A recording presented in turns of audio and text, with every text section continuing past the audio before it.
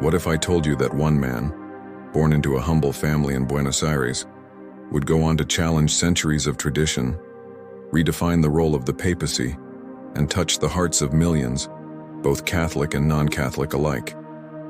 Pope Francis, born Jorge Mario Bergoglio, embodied a radical shift in the Catholic Church, one that emphasized mercy over judgment, simplicity over grandeur, and action over words. His legacy transcends religious boundaries, presenting us with profound lessons about leadership, compassion, and unwavering faith in turbulent times.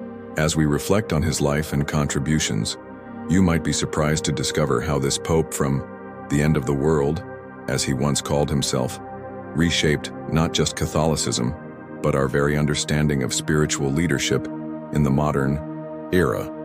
What made this man so revolutionary yet so deeply rooted in ancient tradition? And what can his life teach us about our own spiritual journeys?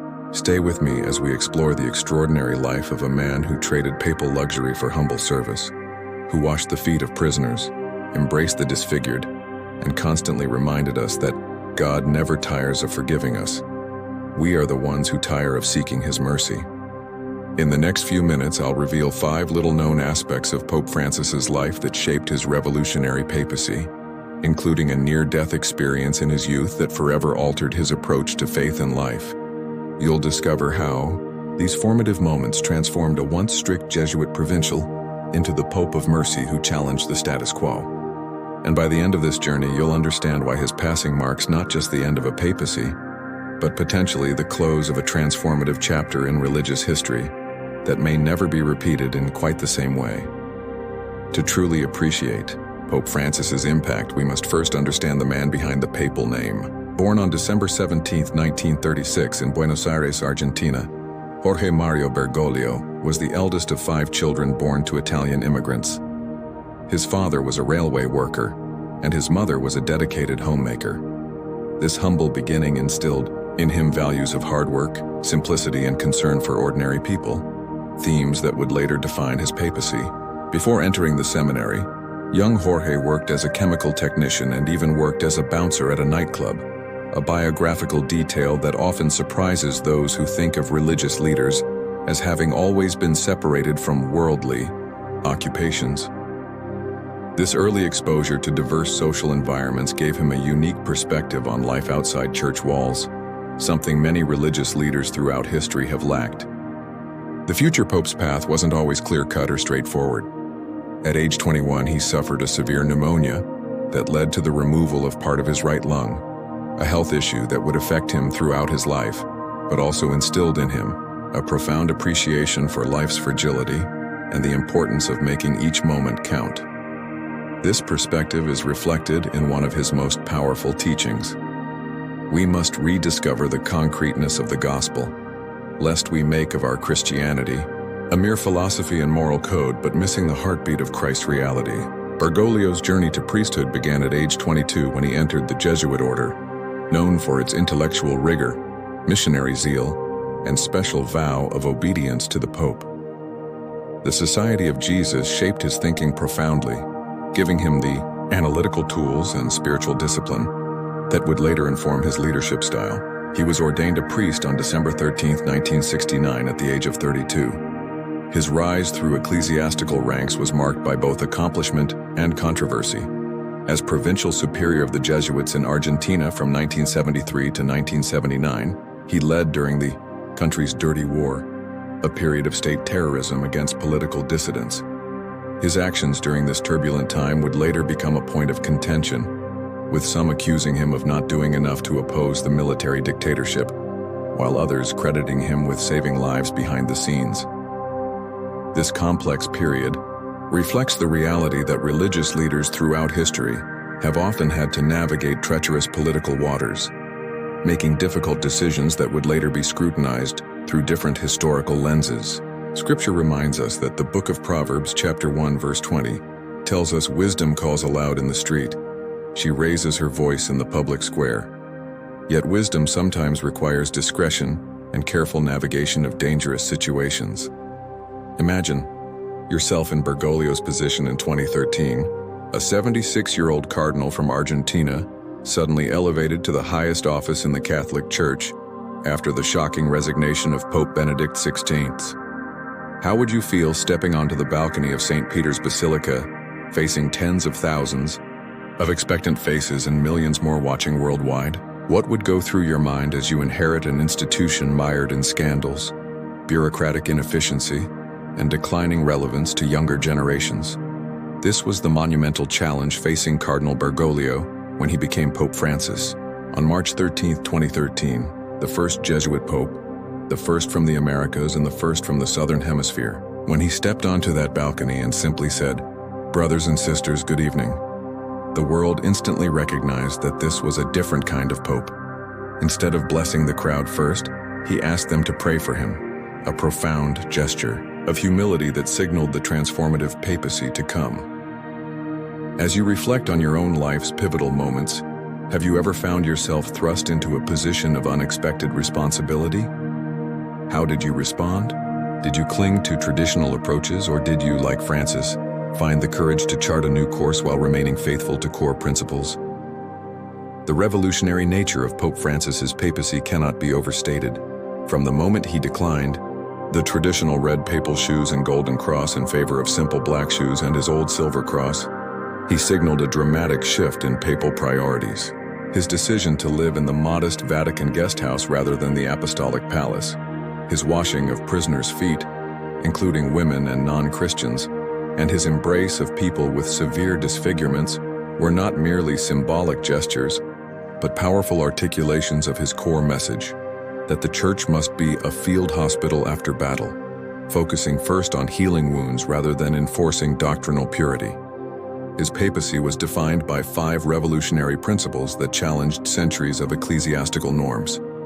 First, his culture of encounter insisted that dialogue must replace confrontation, especially with those holding different beliefs.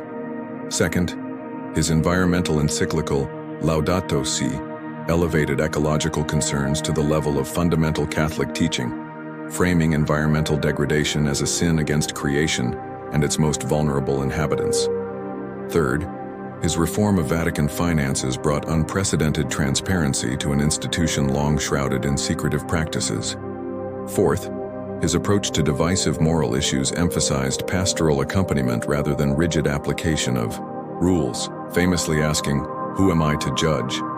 regarding homosexual persons seeking God. Finally, his consistent prioritization of the poor and marginalized, refugees, prisoners, the homeless, concretized his vision of a poor church for the poor. These principles were not mere administrative adjustments but represented a profound reorientation of Catholic priorities toward what theologians call the hermeneutic of mercy, interpreting all aspects of faith through the lens of God's boundless compassion rather than juridical correctness.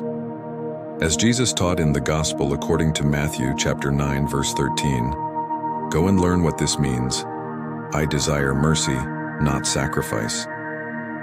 Francis embodied this teaching not through theoretical pronouncements but through direct, personal engagement with suffering humanity. Perhaps most significantly, Francis challenged the Church's tendency toward what he called self-referentiality, becoming obsessed with its own internal concerns while growing distant from the real struggles of ordinary people. "I prefer a church which is bruised, hurting, and dirty because it has been out on the streets," he famously wrote, "rather than a church which is unhealthy from being confined and from clinging to its own security." This vision of an outward-focused, missionary church willing to take risks and make mistakes rather than remain in comfortable isolation represents perhaps his most enduring contribution to religious leadership in the modern era. What many don't realize about Pope Francis is that his theological vision, while appearing revolutionary in application, was deeply rooted in traditional Catholic social teaching. His innovation was not in creating new doctrines, but in shifting emphasis from abstract moral pronouncements to concrete expressions of mercy and accompaniment, what he called the revolution of tenderness. This approach wasn't without controversy. Throughout his papacy, Francis faced significant opposition from traditionalist factions within the Church who viewed his reforms as dangerous departures from established practice. His openings toward divorced and remarried Catholics, his ecological advocacy, and his critiques of unfettered capitalism generated intense debate that revealed deep divisions within Catholicism. These tensions mirror similar moments throughout religious history, when prophetic figures challenged institutional complacency in the name of returning to founding spiritual principles. Moses confronted Pharaoh, Jesus challenged the religious authorities of his day, and now Francis challenged both the church and the world to rediscover the radical simplicity of the gospel. As the book of Ecclesiastes chapter 1 verse 9 reminds us, what has been will be again, what has been done will be done again. There is nothing new under the sun. The tensions between institutional preservation and prophetic challenge are as old as religious institutions themselves. As we bid farewell to Pope Francis, we're called to reflect not just on his accomplishments, but on the challenging questions his life and leadership pose to our own spiritual journeys.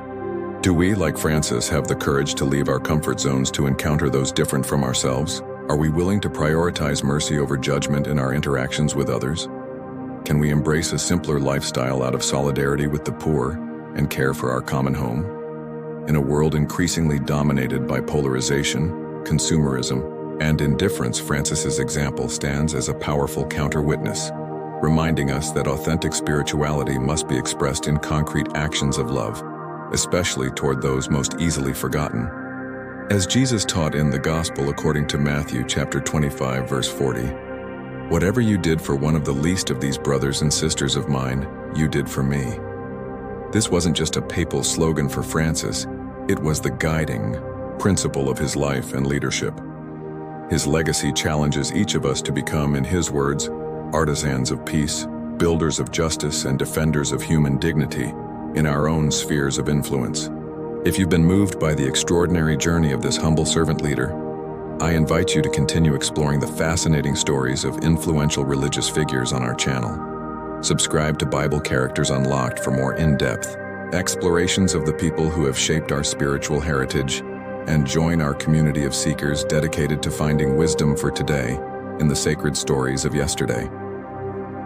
Until next time, remember Francis's favorite blessing. Don't forget to pray for me. Like, comment, and share this video with someone who might be inspired by this remarkable journey of faith.